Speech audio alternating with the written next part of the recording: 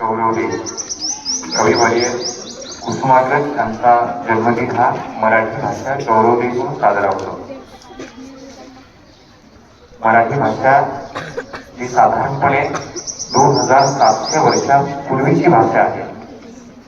ही आमची मायबोली आहे, ही आमची मातृभाषा आहे आणि आपल्याला आपल्या मातृभाषेचा अभिमान असलाच पाहिजे।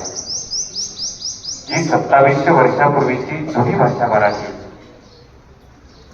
आज मराठी भाषा गौरव दिन साजरा करत असताना, मराठी भाषेचा अभिमान बाळगत असताना मराठी भाषेविषयीचं ज्ञानही आपल्याला असलं पाहिजे।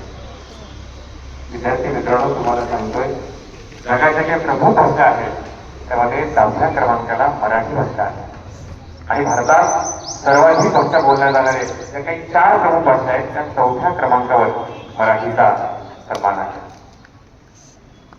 आज महाराष्ट्रामध्ये जवळपास 2000पेक्षा जास्त पुस्तकं प्रतिवर्षी मराठीतून प्रकाशित होत असतात।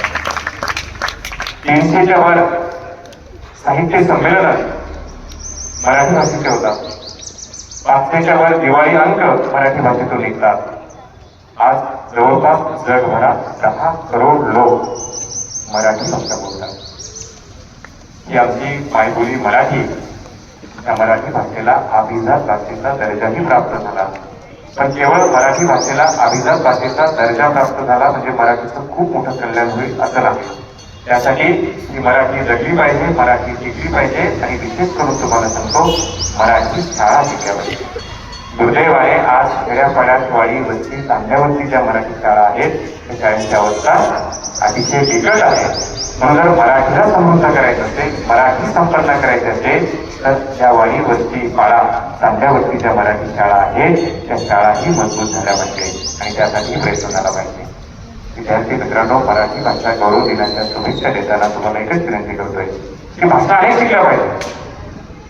केवळ मी मराठी भाषिक आहे म्हणून मराठीचा दुराभिमान बाळगून इतर भाषेचा द्वेष करणं आम्हाला कधीही शिकवलं नाही। कारण संत वाङ्मयातनं, महानुभाव पंथातनं, वारकरी संप्रदायातनं, शाहिरीतनं ही मराठी भाषा वर्षावर समृद्ध होत गेली।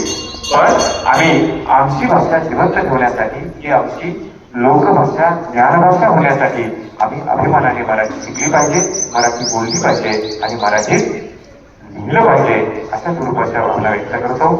मराठी भाषा गौरव दिनाच्या पुनश्च आपल्या सर्वांना हार्दिक शुभेच्छा देतो।